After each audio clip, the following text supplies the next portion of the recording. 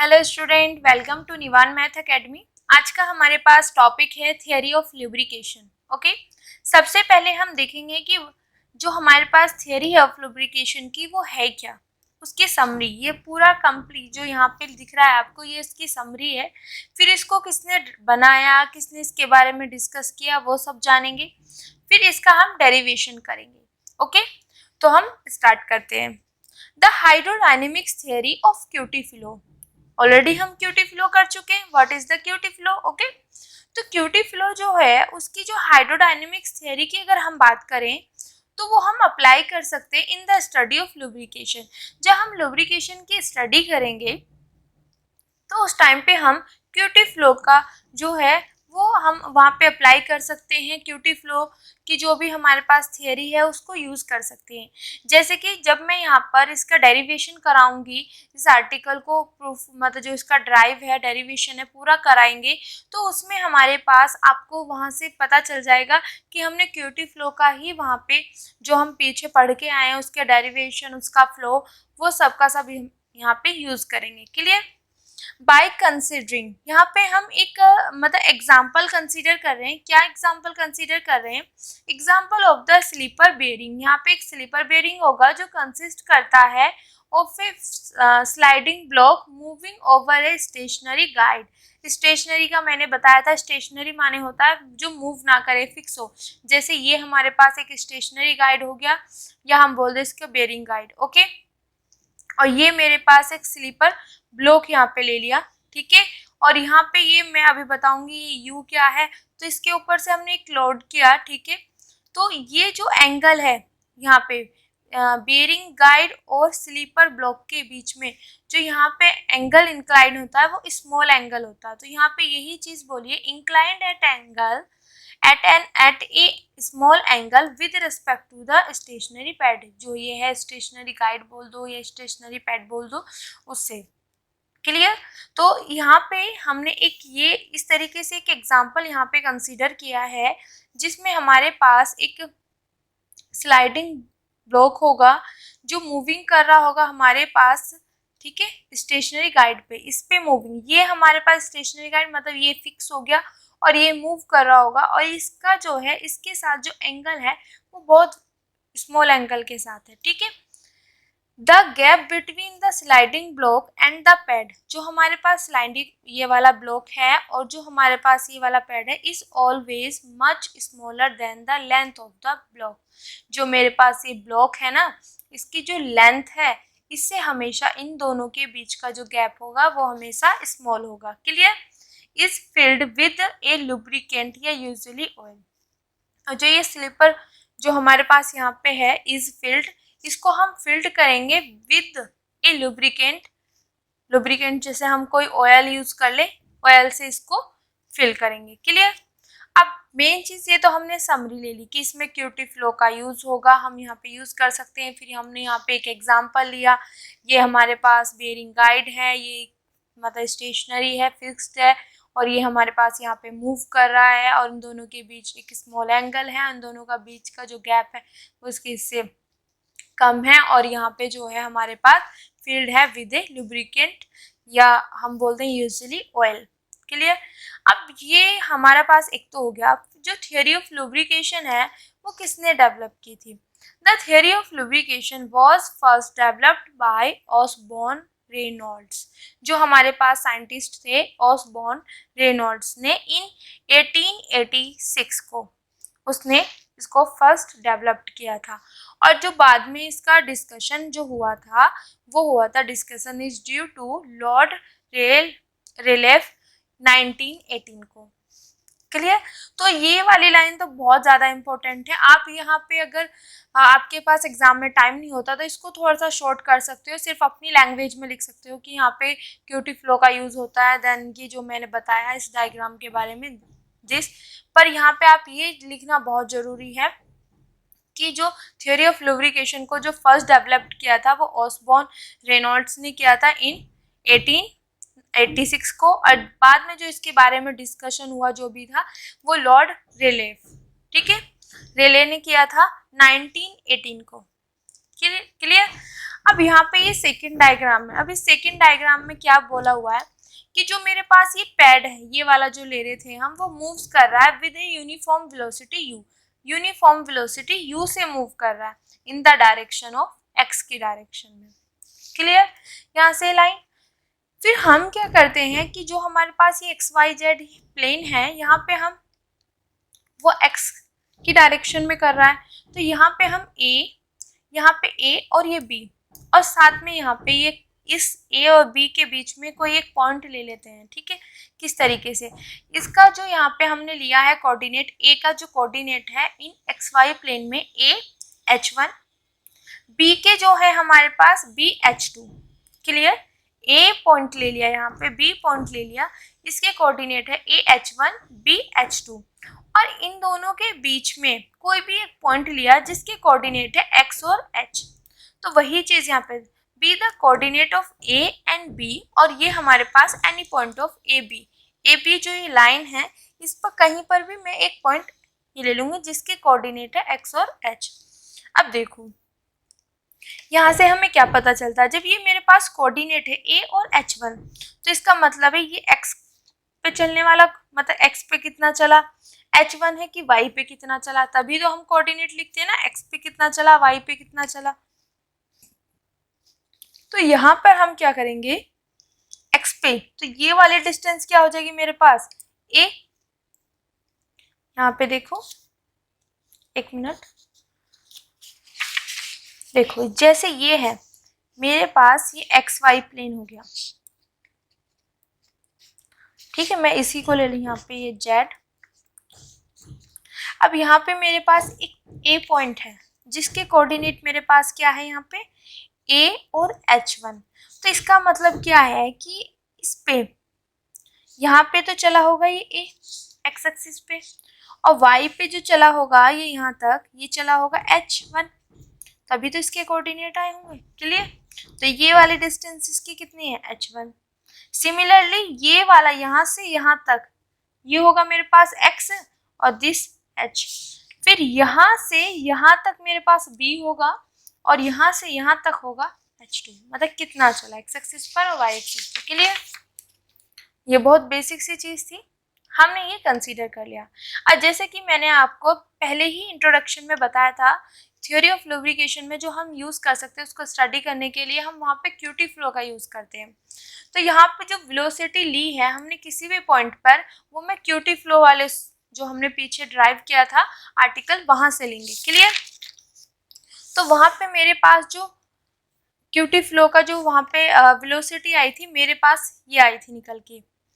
Okay, then वहीं से हमने जो फ्लो लिया था in the direction of x, वो हमारे पास ये आया था, ये दोनों। बाय चांस एग्जाम में अगर आपको थ्योरी ऑफ लुब्रिकेशन आती है तो ये दोनों चीज़ आपको रिमेंबर रखना होगा, मतलब याद करना होगा। ठीक है, कि हमने क्यूटी फ्लो में ये किया था, और जो हमारे पास मतलब क्यूटी फ्लो में वेलोसिटी ये थी, और फ्लो जो था हमारे पास इन द डायरेक्शन और एक्स, वो ये था। ओके, अब देखो यहाँ पे द कंडीशन ऑफ कॉन्टिन्यूटी, जो हमारे पास यहाँ पे कंडीशन ऑफ कॉन्टिन्यूटी है, उसके अकॉर्डिंग क्या है कि Q सिर्फ हम Q जो होगा वो इंडिपेंडेंट होगा x से, मतलब x का इंडिपेंडेंट, मतलब x उसमें वो x के ऊपर डिपेंड नहीं करेगा, वो इंडिपेंडेंट होगा। तो इसका मतलब है कि जो हमारे पास यहाँ पे फ्लो है वो फंक्शन होगा y का, क्योंकि x और y, और x से वो इंडिपेंडेंट है, तो इसका मतलब वो y का फंक्शन होगा। क्लियर? तो यहाँ से मेरे पास जो ये वाला पूरा है,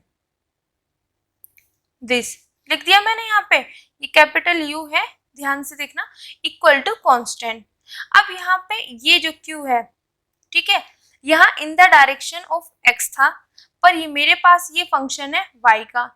ओके, तो जो यहाँ पे Q मतलब y में फंक्शन है, तो कोई ना कोई, ये तो x में था, तो यहाँ पे कोई कांस्टेंट होगा। ठीक है, अब यहाँ पे कांस्टेंट इस तरीके से लेटस मतलब सपोज किया गया कि 1/2 h0 u। अब देखो ये कैसे किया गया, इसको आप ध्यान रख सकते हो ऑन द बेस दिस कि 1/2 h0 u, अगर आपको ध्यान रखना है। क्लियर? तो ये ट्रिक्स होती है कि हमें किस तरीके से माइंड में ये चीजें सेट रखनी है। अब मेरा मेन टारगेट जो रहेगा, यहाँ से निकालेंगे हम dp/dx। अब देखो ये कांस्टेंट की जगह मैंने इसकी वैल्यू ले ली, तो मतलब दिस इक्वल टू दिस।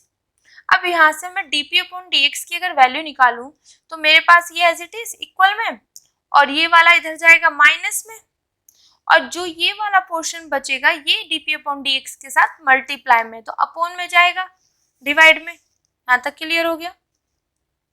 अब देखो यहाँ से दोनों में कॉमन क्या है, u है कॉमन, 1/2 है, तो रिमेनिंग अंदर बचा मेरे पास h नॉट माइनस के h, और जो 12 म्यू था ये ऊपर जाके मल्टीप्लाई में हो जाएगा, अपॉन में रह गया मेरे पास h क्यूब, और जो ये माइनस था मैंने ले लिया यहाँ पे।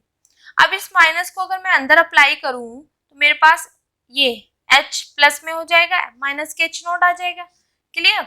अब देखो 2 से 12 कैंसिल हुआ तो यहाँ पे 6, तो 6 mu u upon h cube, और दिस मेरे पास ये फॉर्मूला आ गया। तो यहाँ से मेरे पास dp अपॉन dx की वैल्यू क्या आ गई, मेरे पास ये एज इट इज, और इसको मैंने एक साथ लिख लिया। This is equation number 3। Okay, clear हुआ।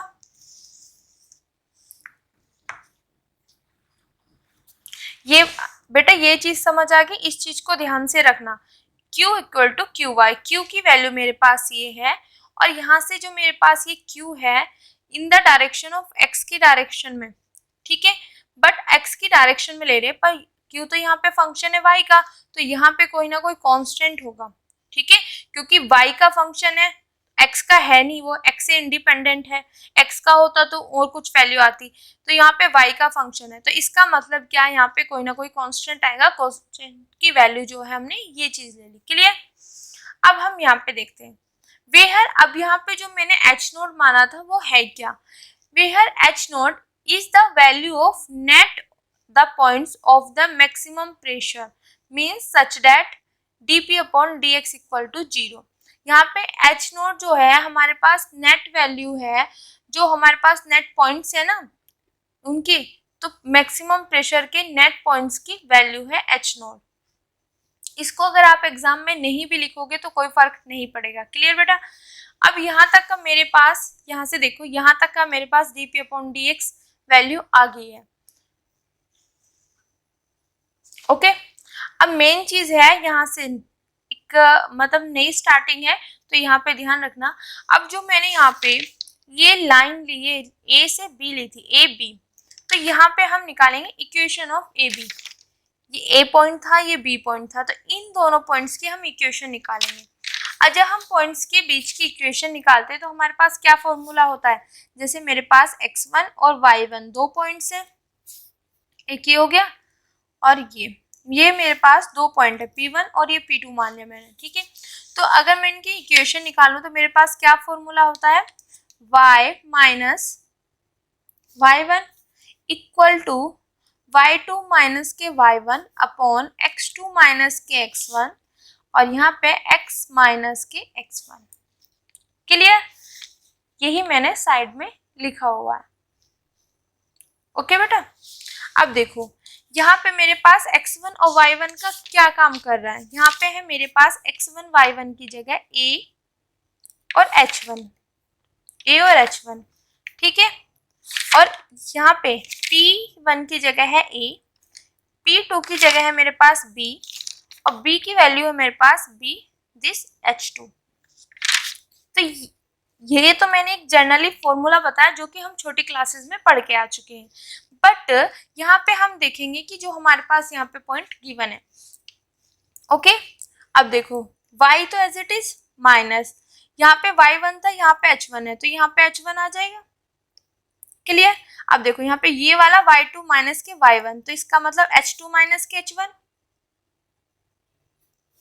फिर यहाँ पे x2 माइनस के x1 है, तो x2 माइनस के x1 मतलब b माइनस के, और यहाँ पे x एज इट इज, और x1 की जगह यहाँ पे x1 की जगह क्या है a। देखो बेटा ये चीज हमारे पास आ गई। अब हम देखते हैं यहाँ पे दिस, पर यहाँ पे देखो यहाँ पे h की जगह y है, मेरे पास जो आ रहा है वो y आ रहा है, माइनस के h1, h2 माइनस है b माइनस के x माइनस, ये सब तो सेम आ रहा है, सिर्फ यहाँ पे h है, यहाँ पे y है। अब ये चीज कैसे आई, देखो जो हमने यहाँ पे किया था y1 y2, ओके, तो हम यहाँ पे h1 h2 वाला पोर्शन कर रहे हैं, तो यहाँ पे y की जगह y1 h लिया है, h माइनस के h1 दिस, ठीक है। दूसरा आप ये चीज भी ध्यान रख सकते हो, एक्स और एच वाला पोर्शन जो ठीक है हमारे पास, ठीक है।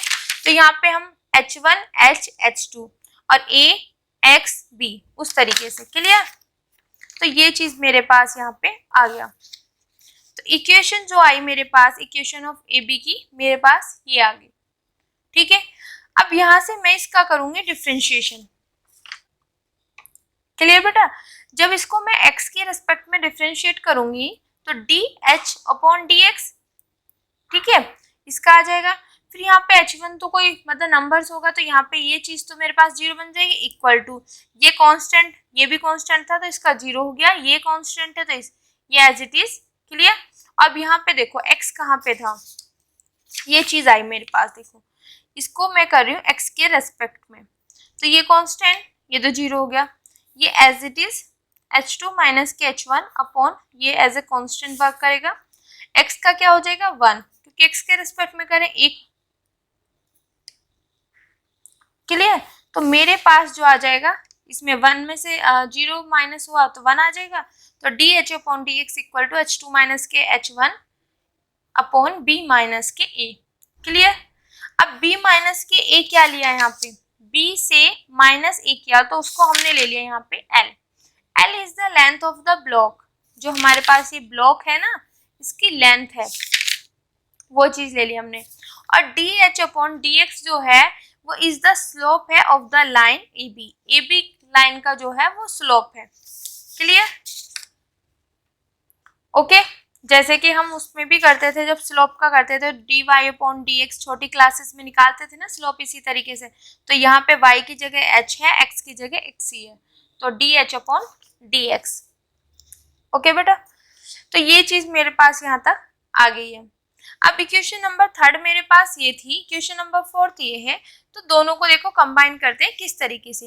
ये हमारे पास हमने यहाँ पे लिया d h upon d x, यहाँ पे मेरे पास d p upon d x, पर मुझे फाइंड करना है d p upon d h. तो यहाँ पे चेन रूल का यूज करेंगे। D p upon d h को मैं क्या लिख सकती हूँ, d p upon d x, और डी एक्स को डी अपॉन एच। यहाँ से ये कैंसिल होगा तो मेरे पास रिमेनिंग यही चीज आ जाएगी जो कि हम छोटे क्लासेस में चेन रूल का यूज करते थे, कि इसका x के रेस्पेक्ट में कर दूं और x का h के रेस्पेक्ट में कर दूं, क्योंकि दोनों चीज मैंने फाइंड कर ली है। तो यहाँ पे ये चीज आ गई, तो dp अपॉन dh। अब देखो dp अपॉन dx की वैल्यू मेरे पास यहाँ पे ये है, ये वैल्यू पुट कर दी, क्लियर। अब यहाँ पे मेरे पास dx अपॉन dh है, पर यहाँ पे dh अपॉन dx है। अगर मैं इसका रिवर्स मतलब अपोजिट कर दूं, इनवर्स कर दूं, तो मेरे पास क्या आ जाएगा L upon H2 minus H1, clear. अब देखो ये वाला पोर्शन मैं यहाँ ले आई 6 mu U L H2 minus H1, और ये वाला जो मेरे पास ये वाला वो है, ठीक है। इसमें देखो इस वाले ब्रैकेट में क्या करेंगे, यहाँ पे ये मेरे पास है H upon H cube minus H not upon H cube. तो यहाँ से H कैंसिल हुआ तो 1 बाय H स्केयर माइनस के H not upon H cube. तो यही चीज यहाँ पे लिखी हुई है, ठीक है। अब क्या करेंगे, हमारा मेन टारगेट है P की वैल्यू फाइंड करना। तो integrating on both side with respect to H, क्योंकि यहाँ पे डिफरेंशिएशन H के रिस्पेक्ट में है तो इंटीग्रेशन भी H के रिस्पेक्ट में होगी।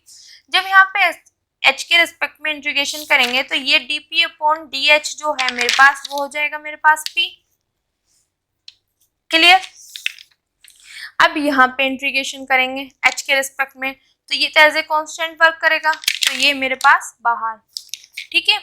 अब देखो इनका करते हैं, इस वाले का इंटीग्रेशन करेंगे H के रिस्पेक्ट में। यहाँ पे देखो बेटा मेरे पास आया यहाँ से 1 बाय H स्केयर माइनस के H not upon H cube. मुझे इसकी इंटीग्रेशन करनी है dh, ठीक है। अब देखो ये एज इट इज, इस H स्केयर को मैं लिख सकती हूँ H, जब ये ऊपर जाएगा यहाँ पे प्लस है तो यहाँ पे माइनस आ जाएगा, माइनस H नॉट, इस तरीके से लिख सकती हूँ बेटा मैं, क्लियर।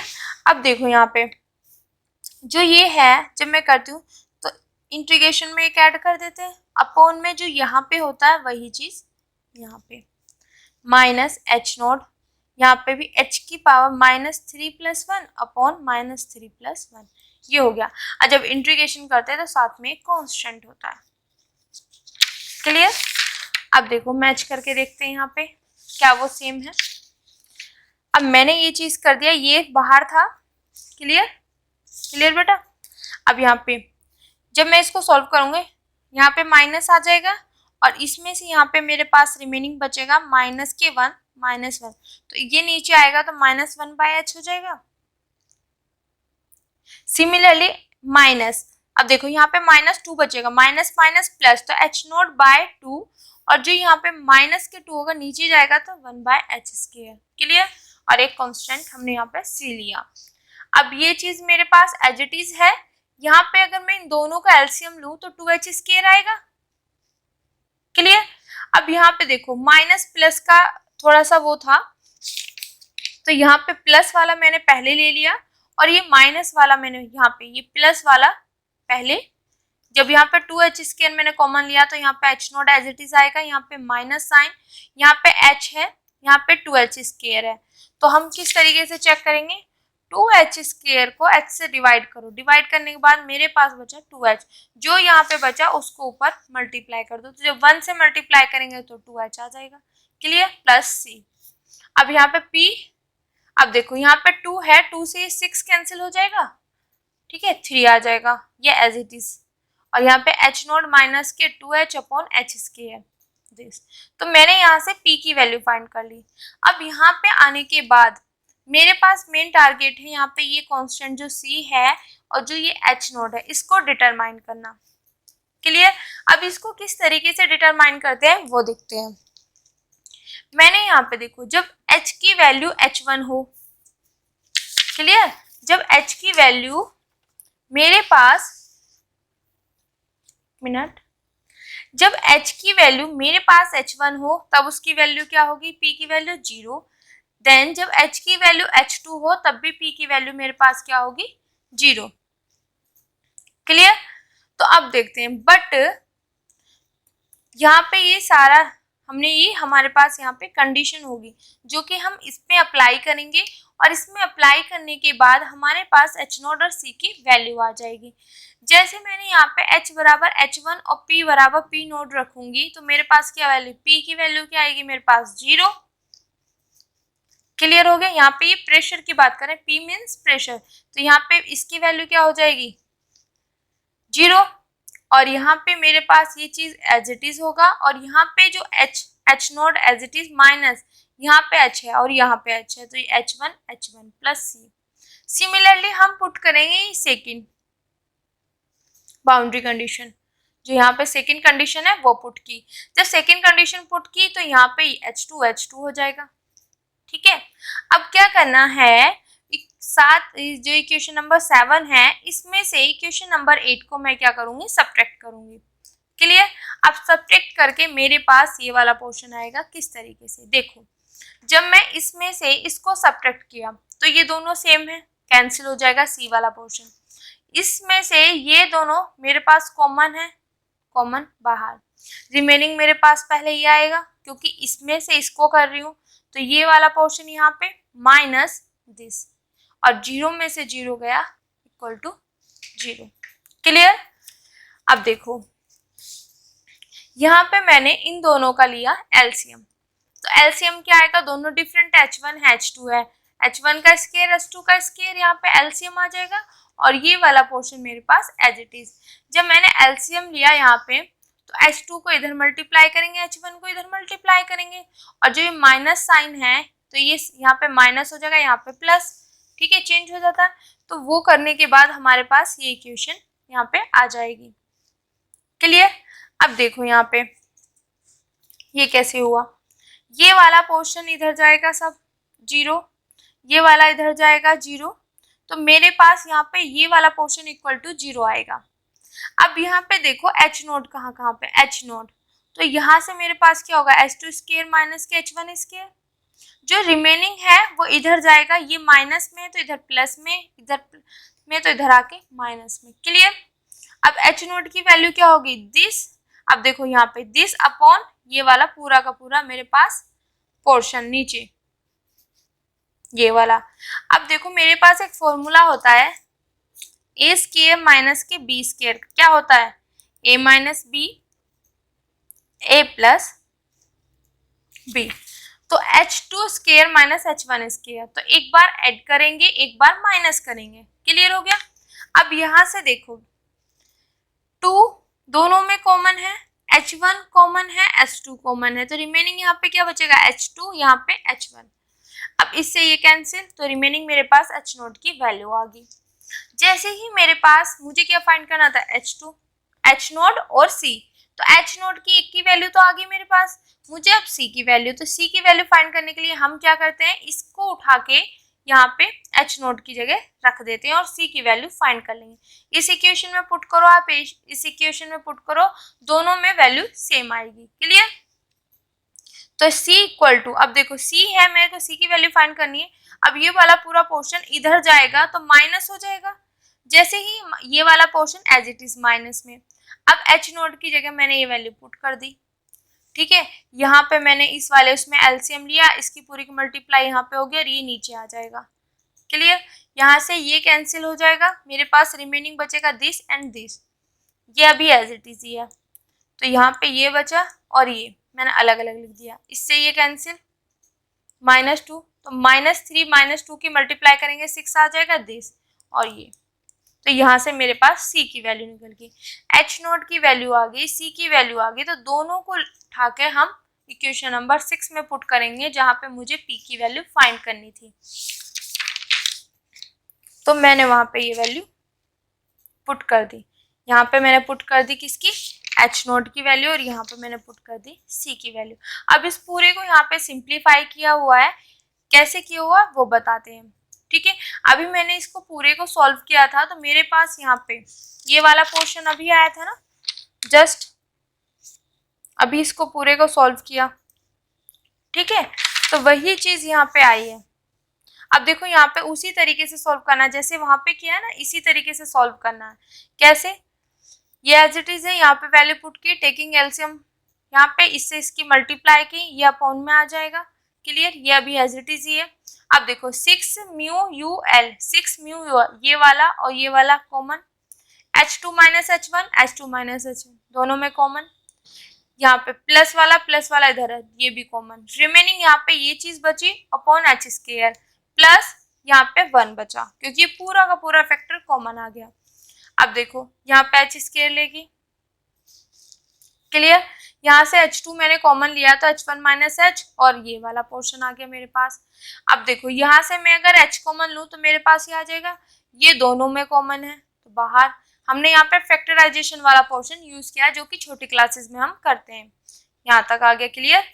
अब ये एज इट इज, अब देखो यहाँ पे कुछ कैंसिल हो रहा है नहीं, ये एज इट इज, इसको एज इट इज रखा यहाँ पे। अभी मैंने जो ये फॉर्मूला बताया था आपको, ये अगर इस तरीके से आ जाए, ए का स्क्वायर माइनस बी का स्क्वायर, एक बार माइनस में एक बार प्लस में, अगर मेरे पास कोई भी टर्म एक बार प्लस में एक बार माइनस में आ रही है तो उसको इस तरीके से लिख सकते हैं।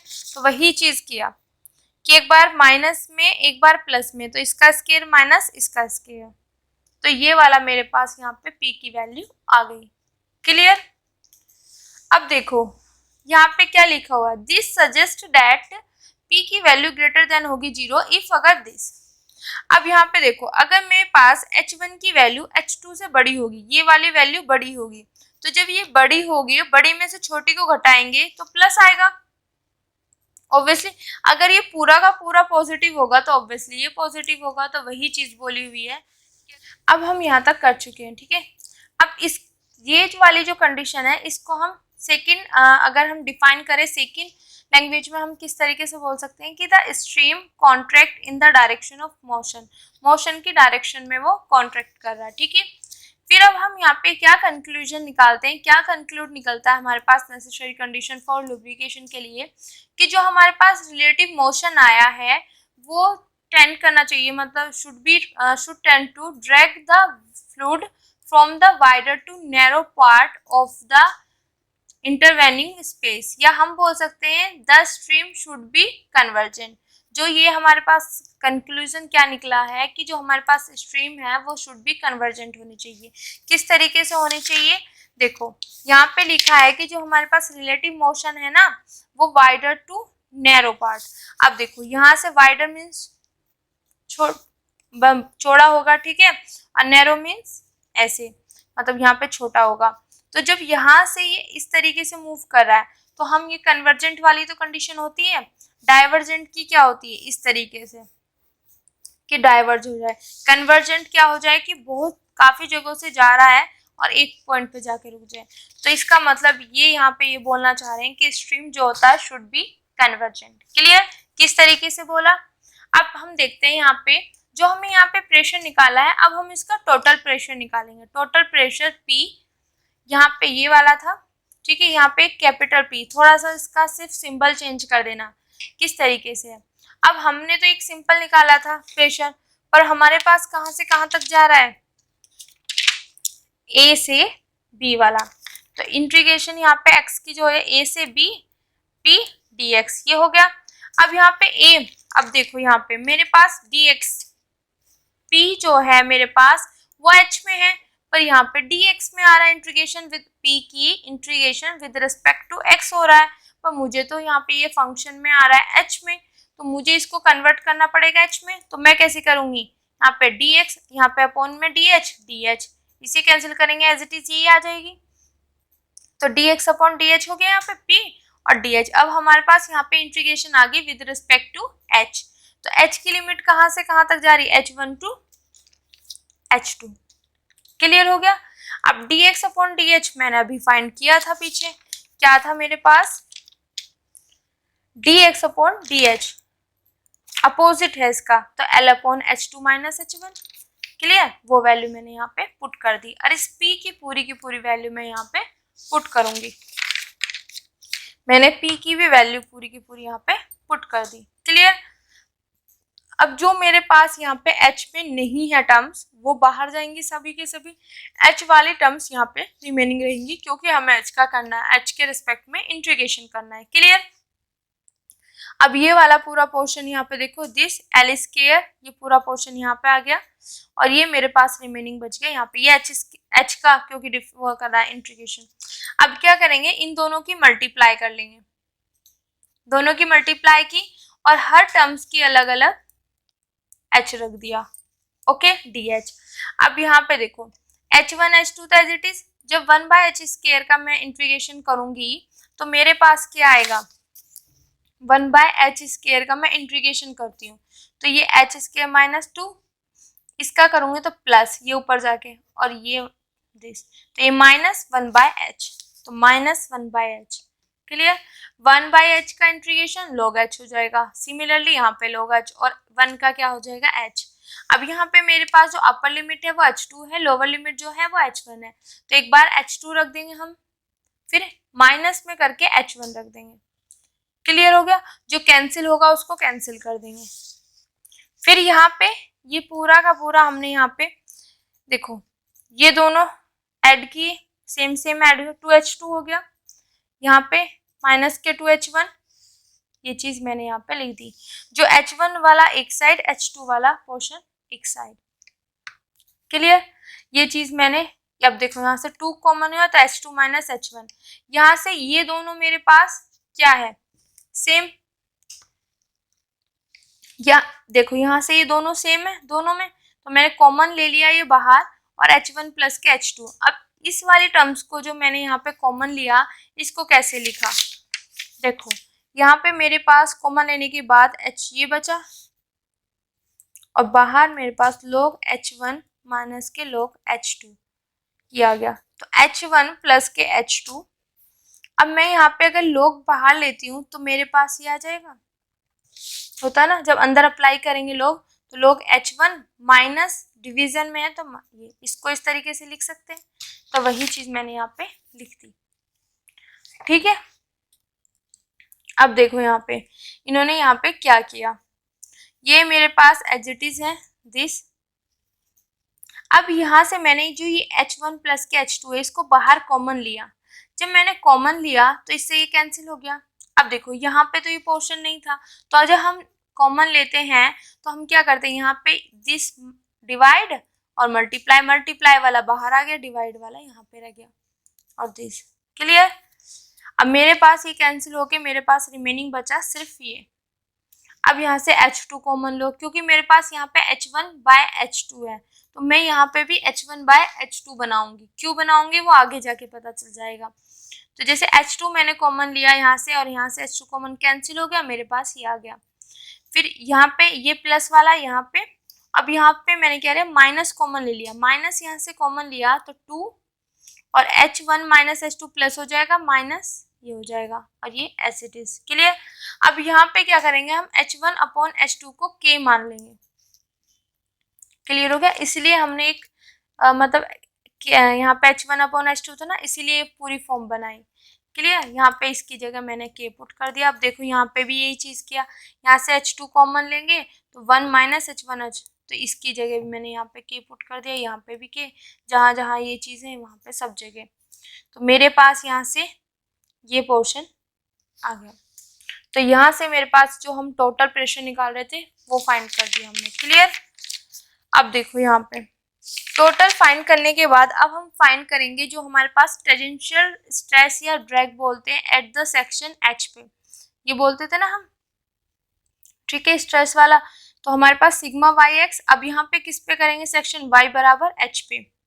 ठीक है, तो यहाँ पे हमारे पास इसकी क्या वैल्यू आएगी, म्यू U/H प्लस के H/2 dP/dx। अब ये कहाँ से आया, ये हमने वहाँ पे निकाला था क्यूटी फ्लो में। एक बार दिखा देती हूँ। क्यूटी फ्लो में देखो, प्लस dP/dx, हम यहाँ पे y बराबर h वाला पोर्शन ले रहे हैं, तो हमने वही चीज लिखी है। क्लियर। dP/dx,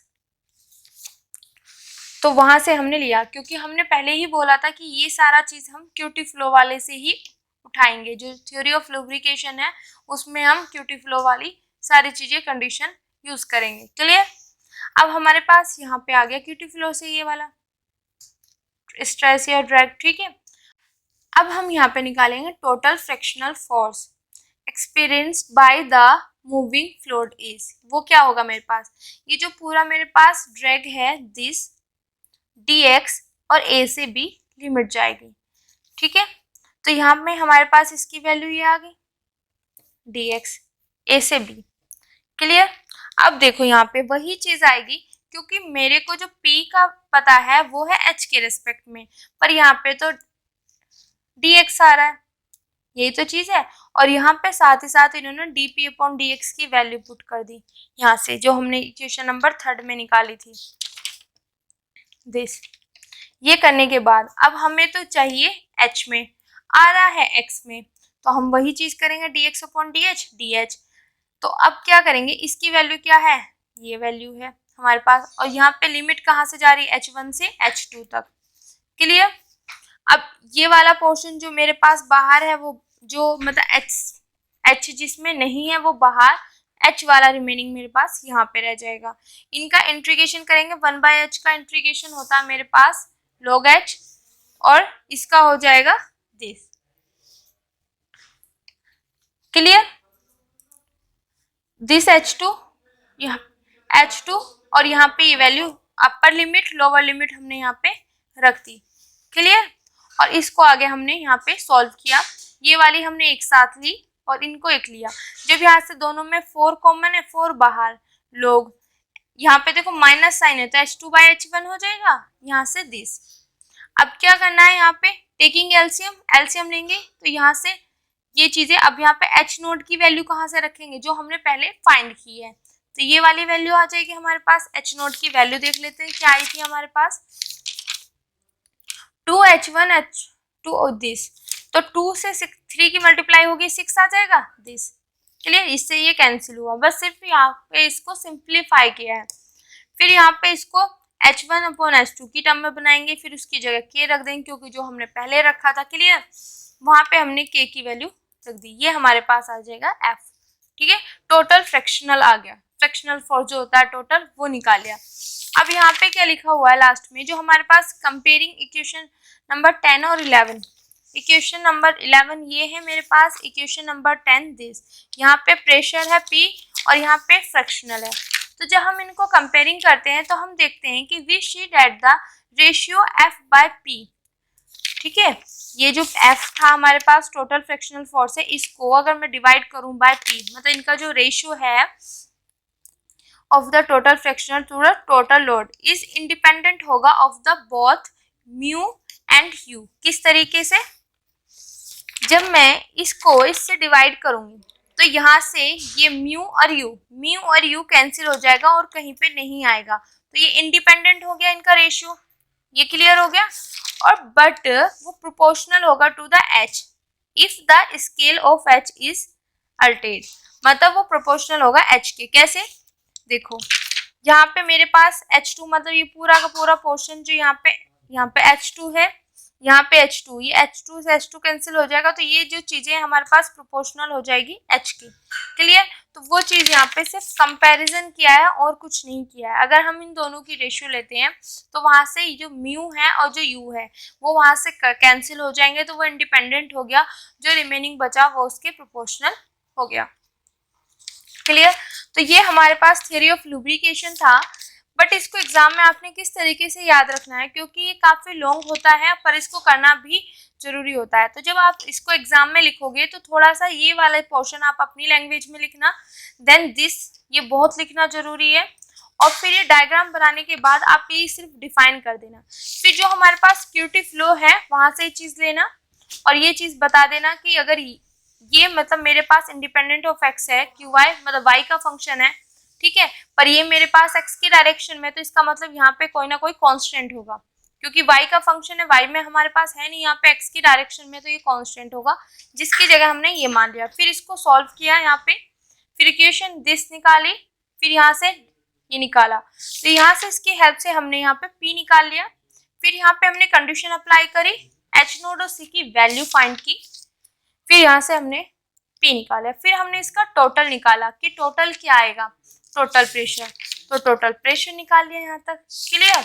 फिर हमने इसका फ्रैक्शनल निकाला विद द हेल्प, जो हमने क्यूटी फ्लो में यहाँ पे ड्रैग या स्ट्रेच निकाला था वो वाला हमने यहाँ पे निकाला, उसकी हेल्प से हमने टोटल फ्रैक्शनल फोर्स निकाल लिया। फिर दोनों को हमने यहाँ पे सिर्फ कंपैरिजन किया है कि क्या है, जो कैंसिल हो जाएंगे वो उनसे इंडिपेंडेंट हो गया और जो रहता है वो उसके प्रोपोर्शनल हो गया। क्लियर। आई होप आज का लेक्चर आपको अच्छा लगा होगा। Thank you so much.